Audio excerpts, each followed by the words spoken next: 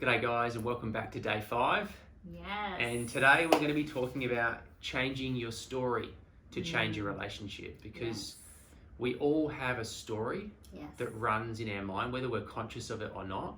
We all have a story that plays, and if you're not getting what you want, your story is not what it needs to be.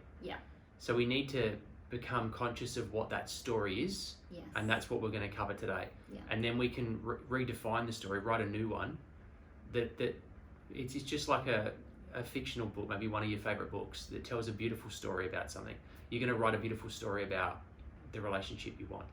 And this is similar to the vision, but the vision's more visual and closing your eyes and visualizing, like the process we did the other day. This is going to be more about writing out.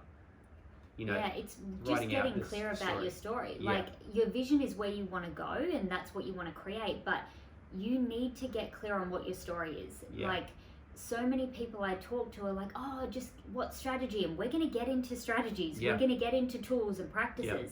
But most people skip this first step. So if you've probably already done this in your relationship, and we did this too. We all do it, everyone does it. You know, we want the quick thing, just get me the thing, just buy the thing, it's broken, buy another one. You know, relationships don't work like that. Relationships aren't convenient. I don't know if you've realized that by now. It's not like an appliance or something like that. So we did this too. So we had stopped dating. So we thought, even though we were angry and resentful and frustrated with each other, we'll just start dating. We'll just go on a date, and then all our problems will be solved, because dating is a strategy to feel more connection. We would go on the date, and one of us would be on our phone. We'd be looking at each other, but not through the eyes of love. It was like stress. We'd spend the time talking about bills, kids, things that he didn't do.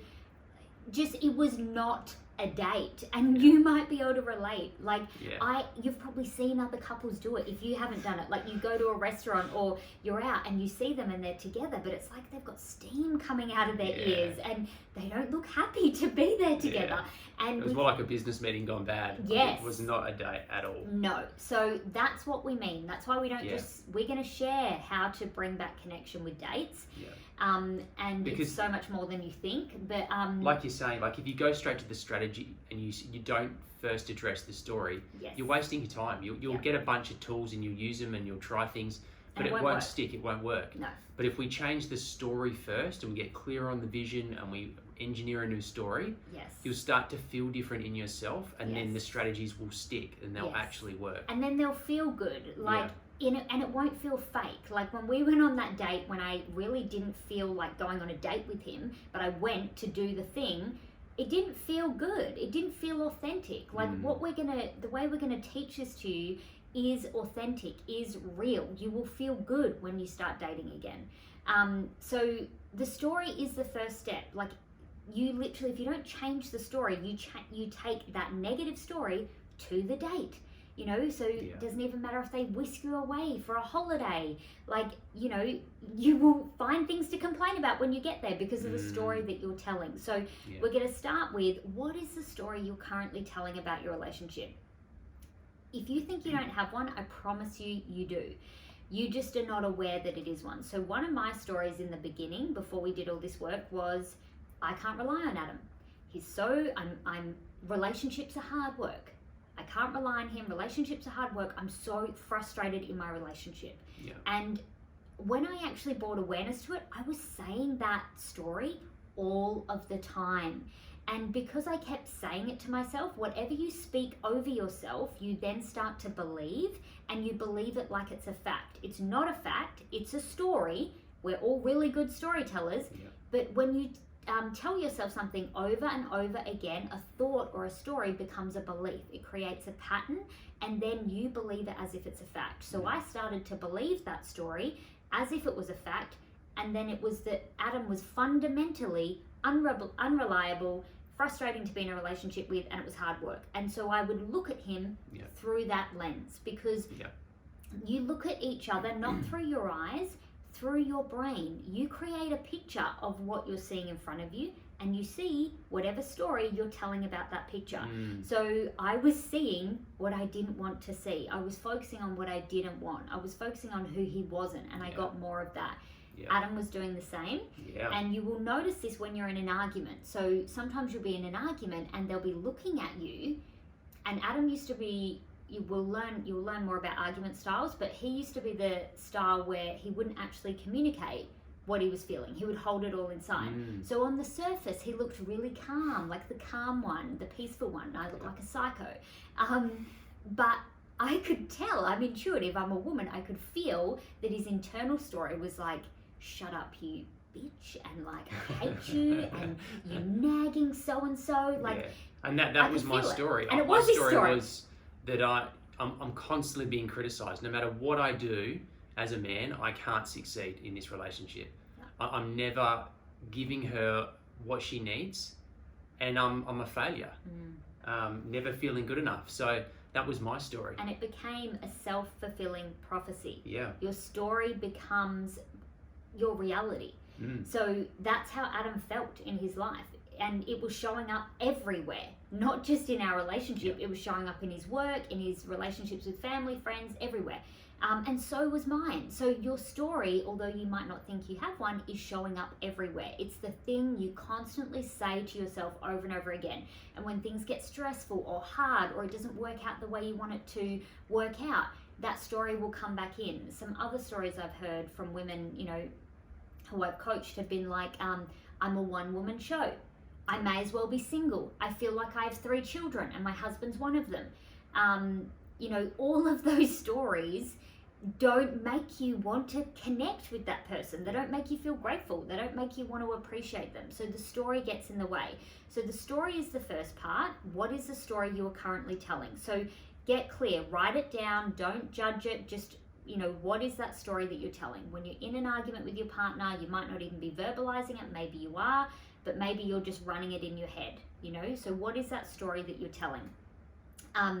You'll also have beliefs attached to that story. So the second part is what you're believing, and that's why you're feeling what you're feeling. I believed that I wasn't lovable enough for Adam. It was a limiting belief, and we will go deeper into the limiting beliefs because they are getting in the way of you creating that relationship vision. But I believed that Adam's actions were showing me that I wasn't deserving of love. And I wasn't deserving of being looked after or supported or taken care of. So I became very resentful, very hard. I had that, I was suffering from that strong woman syndrome, which a lot of women have. And also the selfless woman and the people pleaser and the perfectionist and, a woman who doesn't need a man, like, I don't need him, I'll do it on my own. I had all those stories. So you probably have more than one story and you have beliefs attached to them. Just write them all down. Whatever they are, just write them all down, acknowledge what they are. And then what we want you to realize is you are not what happens to you. You are more than that. What matters is how you respond. So a lot of these stories come from hurt that's happened, events, conditioning, role models. Some of it is passed down generationally from parents. These stories are even passed down generationally. Like we hear stories like you can't trust men, or women are just gold diggers, or whatever it is. These stories are passed down generationally. Generationally. There we go. It came out. So just acknowledge all those stories. But we want you to realize that you have to change that story. Yes, some events might have happened. Yes, that might have been your parents' experience. Adam definitely has let me down sometimes. I'm not going to sugarcoat it. I'm not going to lie. Like, his story meant he didn't always show up the way I needed him to.